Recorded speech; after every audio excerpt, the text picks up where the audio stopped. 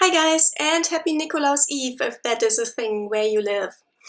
Today is the second installment in that little series that I started where I'm going to recommend to you books that I enjoyed in autumn and going forward in winter that I think are great immersive reading experiences that are therefore perfect for autumn and winter, perfect to curl up with under a blanket.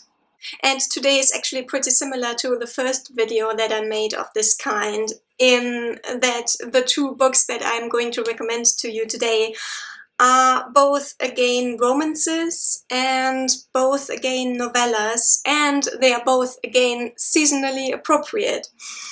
I don't know what's wrong with me this year. I don't usually read seasonally appropriately. So both novellas are set around Christmas.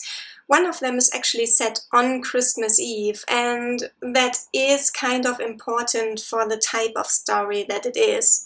But neither of them are very Christmassy, and the holiday cheer is going on pretty much on the periphery in both of them. Cold weather, however, is a very striking element in both of them, and I think that makes them such great books to curl up with under a blanket with a hot beverage and have yourself a very cozy reading night with them. My first novella is When Christmas Lights Are Blue by Harper. This is set in Northumberland in northern England. This is the one that is set on Christmas Eve, and it is a ghost story, as is customary for Christmas Eve.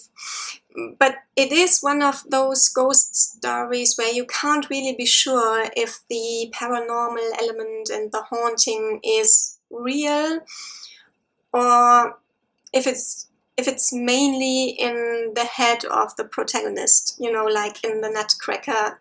Did Marie really help the bewitched prince fight the Mouse King, or was it just a fever dream? The story is about a couple in their late 20s who both work as paramedics, and they are working a shift together on Christmas Eve.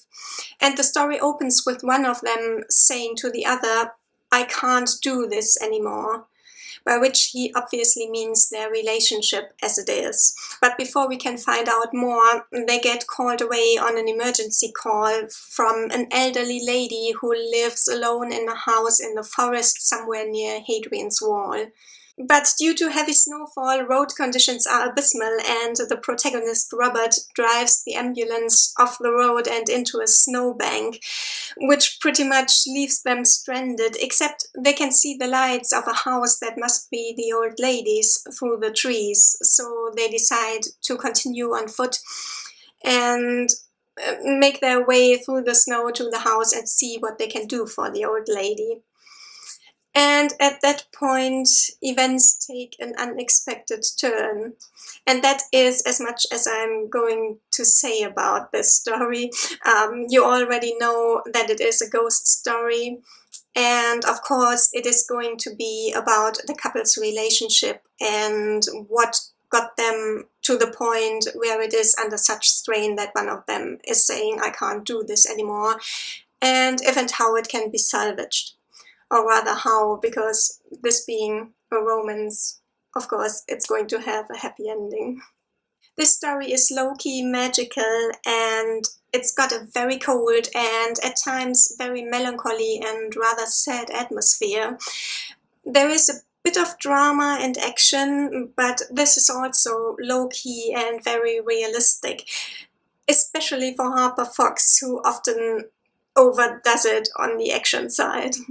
What is most surprising about this story, unless somebody has already pointed it out to you in a booktube video, I guess, but what surprised me most about this story is that it has an element, a very central element, that makes it very topical and very broadly relevant beyond just the very intimate story of a relationship on the brink of falling apart. So basically, this story is a great mixture of holiday ghost story, romance, and social and political commentary. So if you're looking for a read that contains these elements, you need look no further.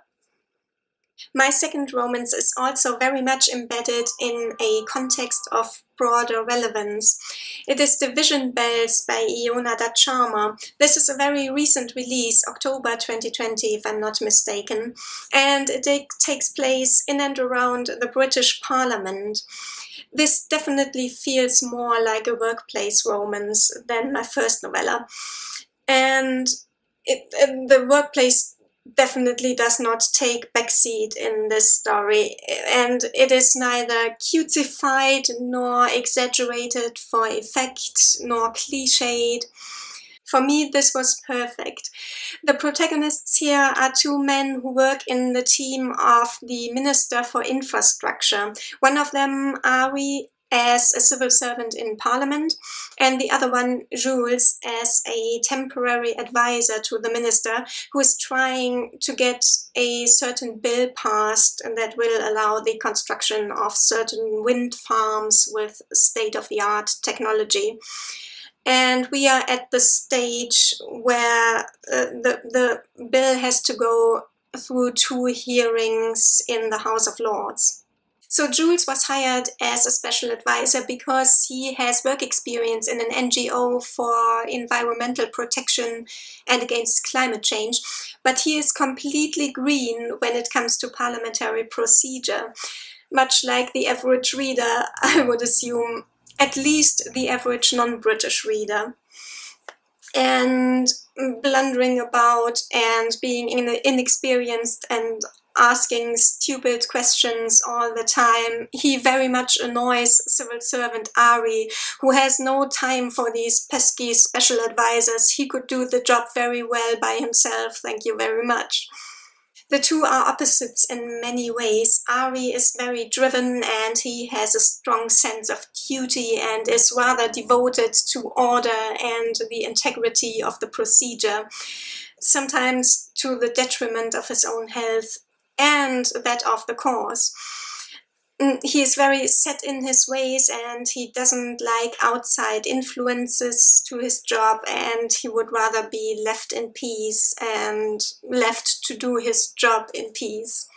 Jules, on the other hand, is drifting professionally and he has no real career goals in mind. And he can afford to drift because he is the son of a peer. But he's not your typical spoiled rich kid.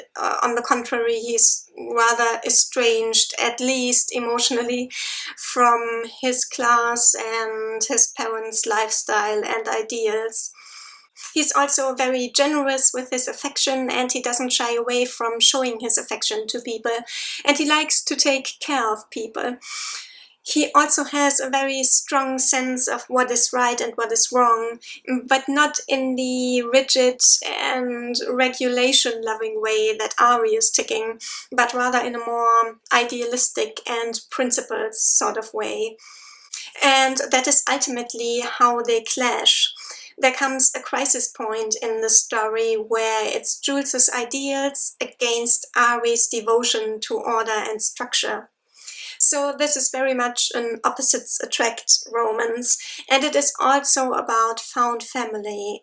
And it is very, very sweet without being sappy. The sweetness rather comes from the adorableness of the characters. And if you ask me, the hard politics in the story are definitely one of its strongest points for me.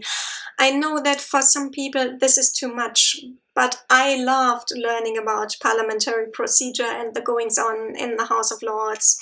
And the richness of detail made it so realistic to me. But another one of the novella's strongest points, for sure, is the language. Iona Datt Sharma has some surprising turns of phrase, and her style is distinctive and often lyrical and dreamy and a tad bit idiosyncratic in an effortless way, as opposed to that trying too hard to be original way, you know. And for me, this is so important in, well, in any novella, but especially in a novella that tries to get across to the reader all these big feelings.